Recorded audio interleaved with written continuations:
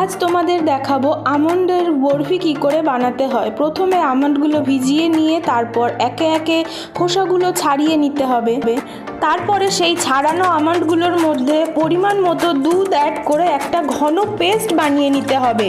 তারপর কড়াই গরম করে তার মধ্যে ঘি দিয়ে ঘিটা মেল্ট হওয়া পর্যন্ত ওয়েট করে তারপর আমন্ডের পেস্টটা সেই গরম ঘিয়ের মধ্যে দিয়ে ভালো করে নাড়াচাড়া করতে হবে।